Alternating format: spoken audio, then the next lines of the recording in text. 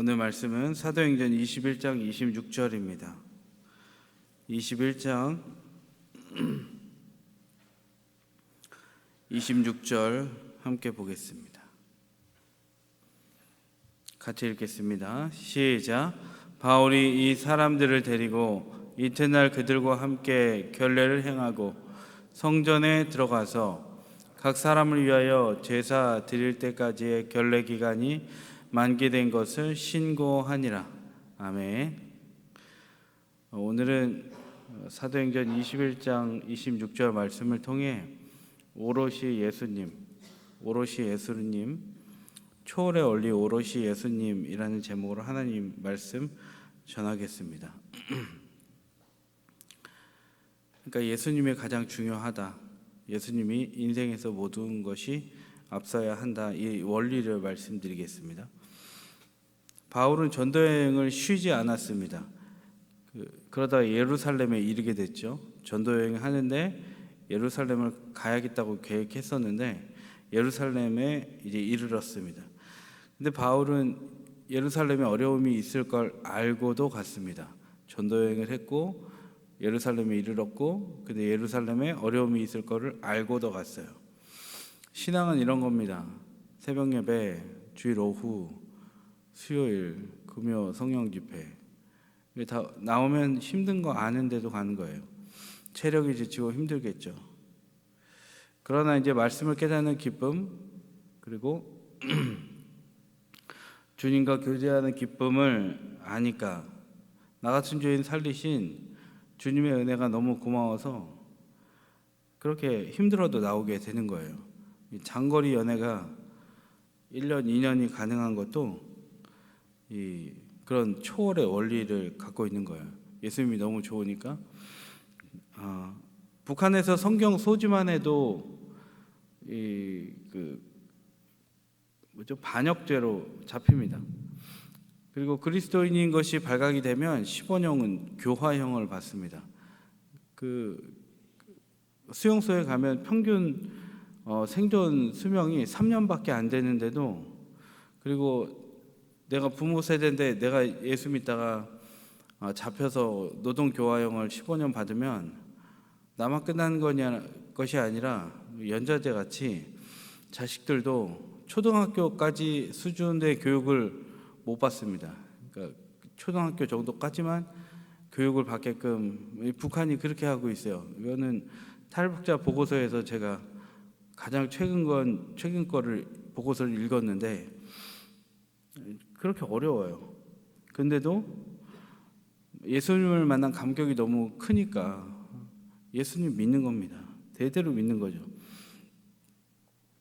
바울도 다메섹에서 예수님을 만나고 회심했습니다.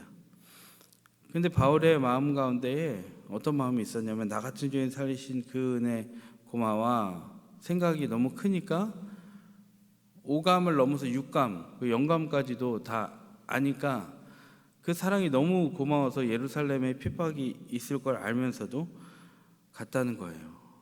성경은 주의 인자하심과 그 여호와하심을 맛보아 알지어다라고 했거든요. 흔들리지 않는 초월 신앙의 원리는 뭐냐면 오로지 예수님의 사랑, 날 만나주신 감격, 그게 바로 초월 신앙의 원리이다라는 거죠. 여러분 예배와 묵상을 통해서 날마다 그 영적인 기쁨과 감격이 바울처럼 유지되기를 또 깊어지기를 간절히 소망합니다.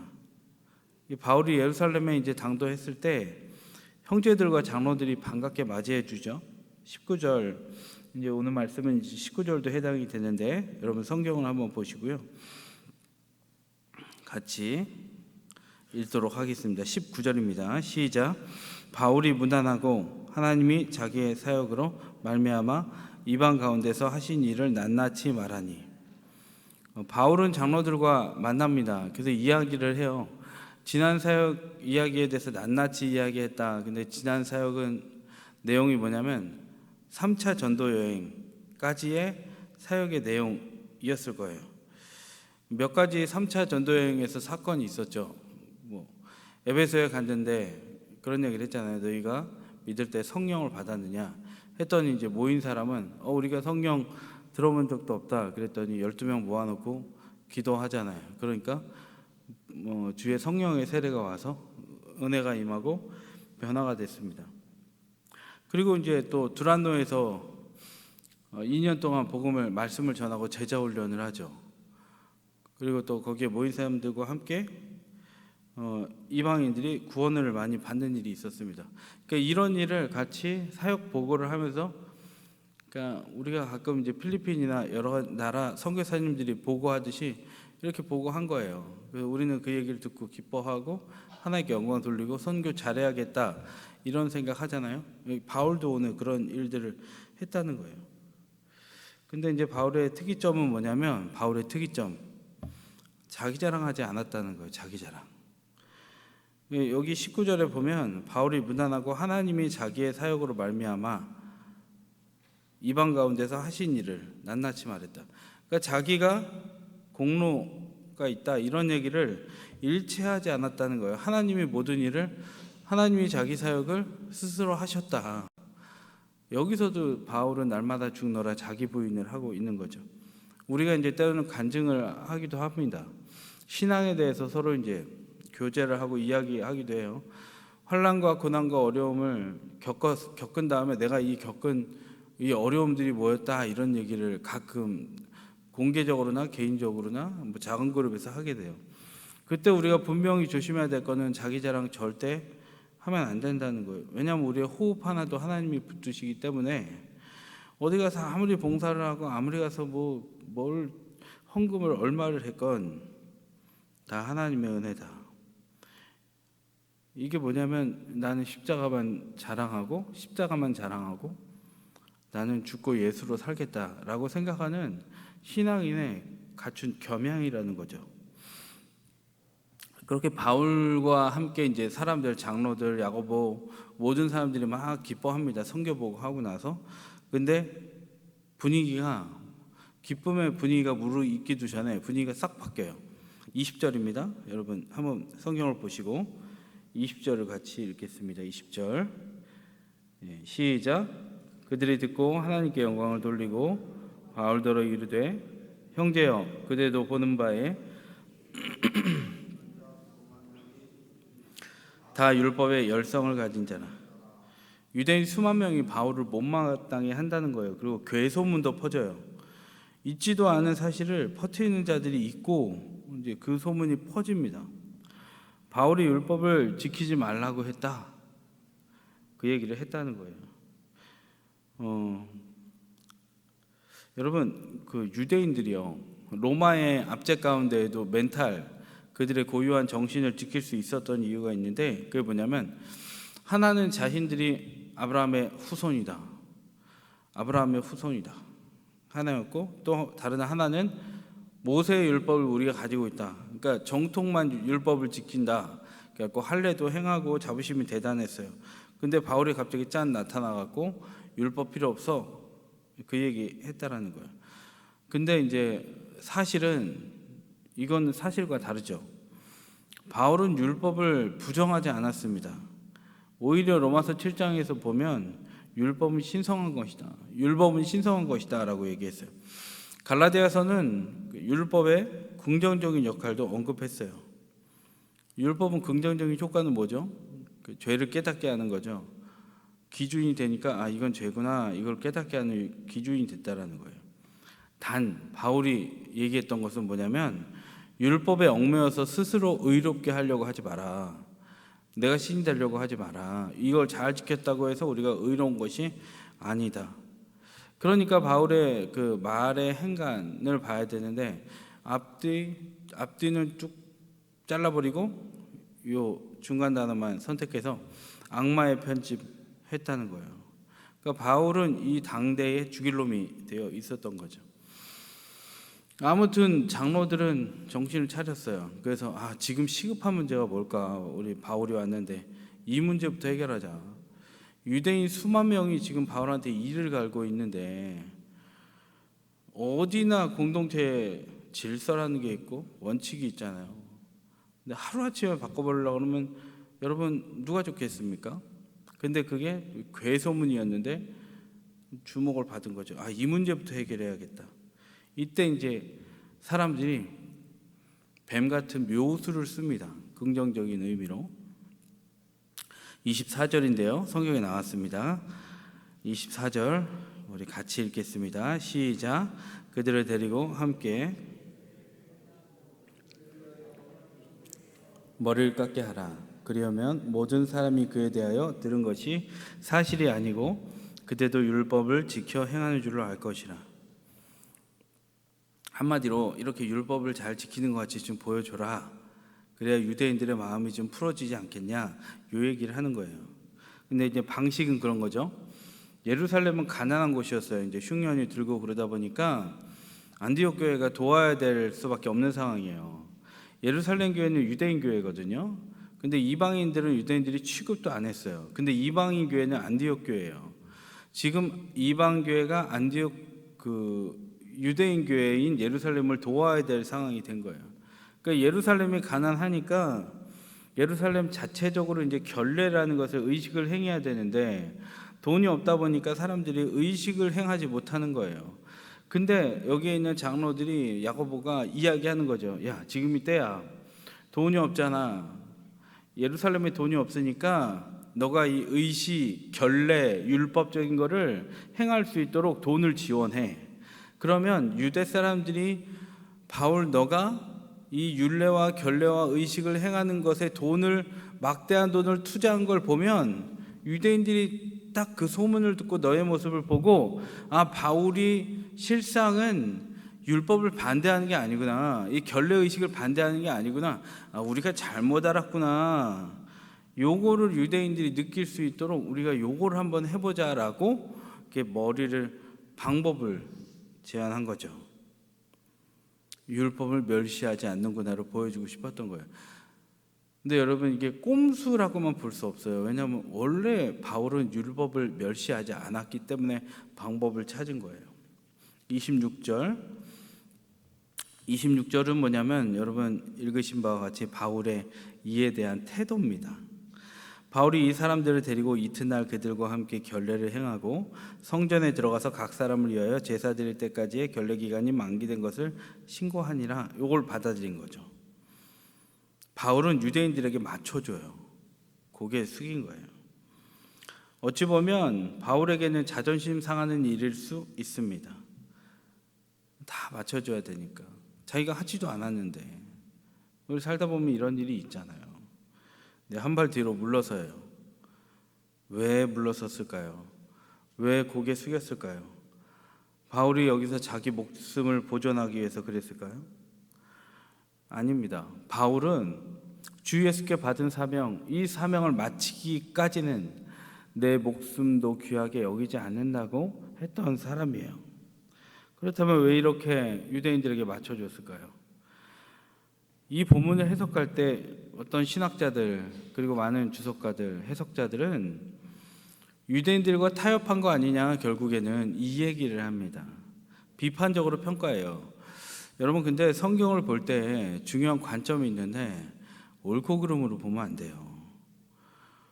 그러면 예수님도 당시의 문화로 봤을 때는, 문화로 봤을 때는 창녀하고 창기하고 어울렸고, 그리고 세리하고 어울렸고 밥 먹었고, 그런 비판받기에 딱 좋은 거예요. 예수님도 혼합된 거 아니냐, 섞인 거 아니냐. 성경은 옳고 그름으로 윤리도덕의 잣대로 성경을 해석하면 안 됩니다. 오늘 여기서 바울의 행동, 결례를 행하는데 돈을 지원한 이 행동, 그 율법주의자가 된 거 아니냐, 이렇게 해석하면 안 되고, 왜 오늘 바울이 이 행동을 했냐면 오롯이 예수를 위해서 이 행동을 했다는 거예요. 설명해 드릴게요. 예수 복음이 계속 전파돼야 돼요. 서바나까지 복음을 전해야 되고 로마까지 가야 하는 사명이 있었어요.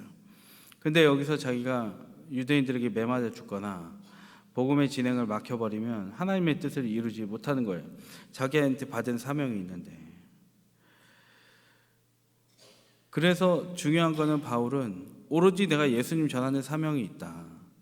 그러니까 내가 오늘 여기서 율법을 전한 내 고개를 숙이고 자존심을 꺾고 지금까지 내가 지켜오던 것들을 잠시 내려놓고, 이것이 크게 죄진 일이 아니기 때문에 나는 여기서 타협한 것이 아니라 오로지 예수님을 위하여 고개를 숙인 거예요.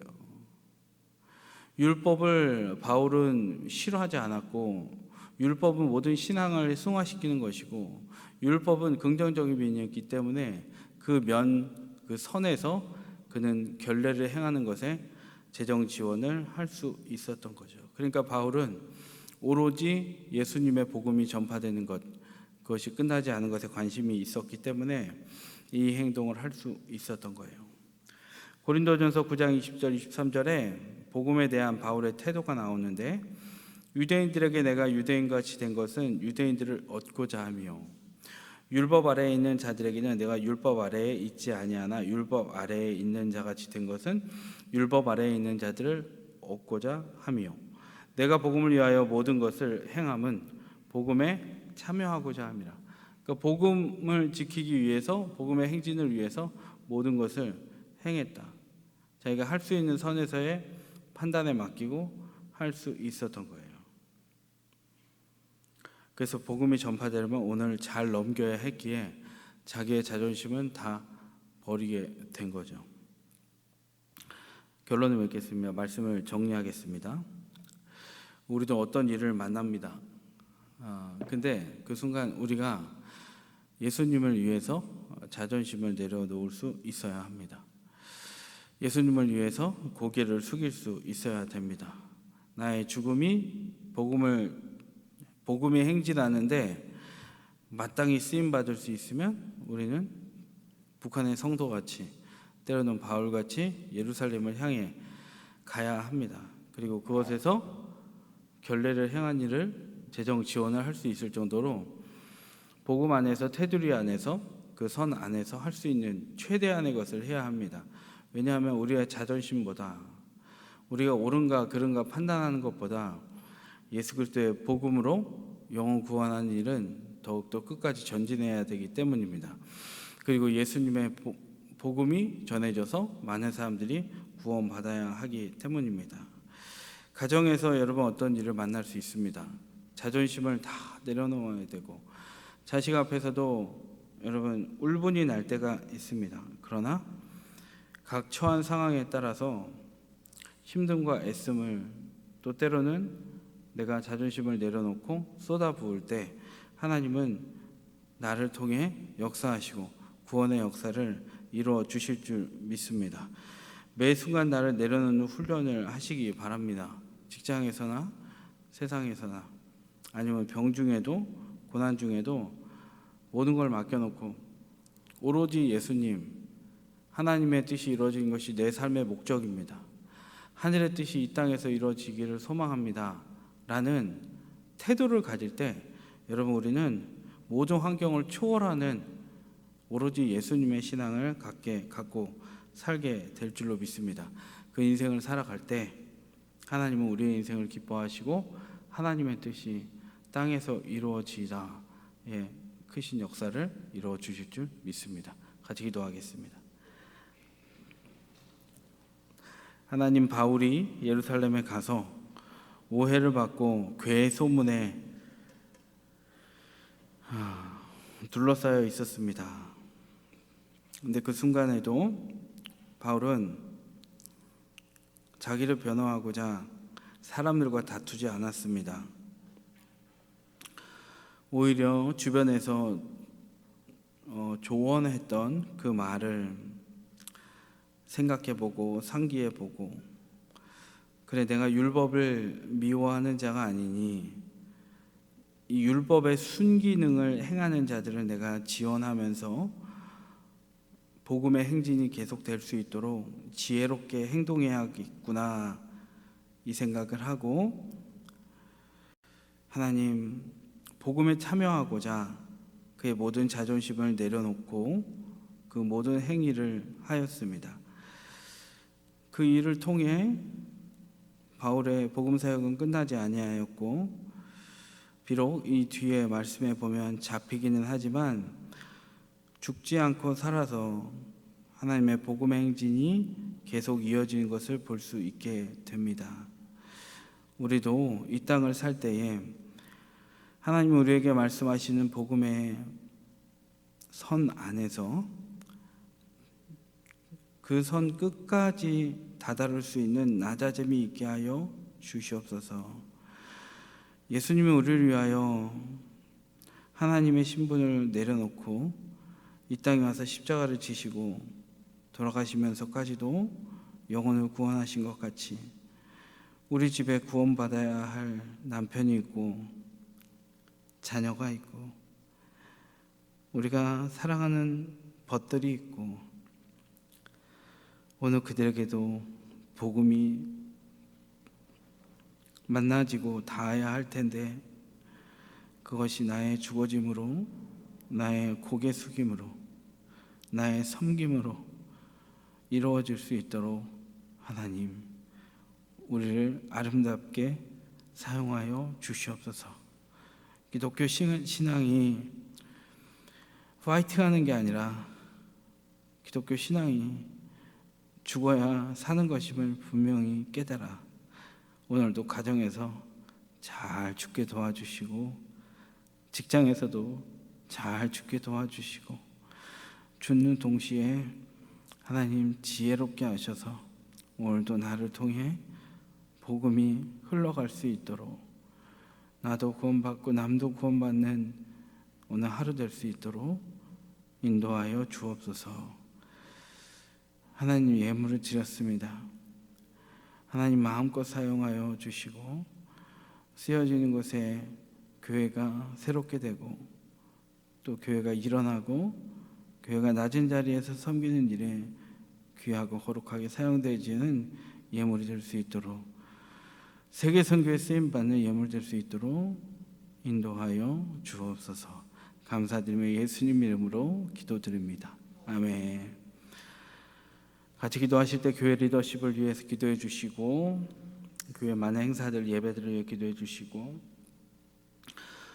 영육 간의 연약한 자들을 새롭게 해달라고 기도하시고 또 우리 들은 말씀과 같이 하나님 내가 죽어지고 옳고 그름 판단하는 것이 아니라 내가 무조건 죽고 예수로 내가 살고 그래서 우리 가정에 직장에 또 우리 벗들이 구원받을 수 있는 일에 나의 죽음이 쓰임받을 수 있도록 바울과 같이 자존심 다 내려놓고 쓰임받는 그리고 그 가치관을 가지고 오로지 예수님께 영광이라는 초월신앙 가지고 살 때 열매 맺히는 삶 살게 해달라고 주의 이름을 간절히 한번 부르고 기도하겠습니다.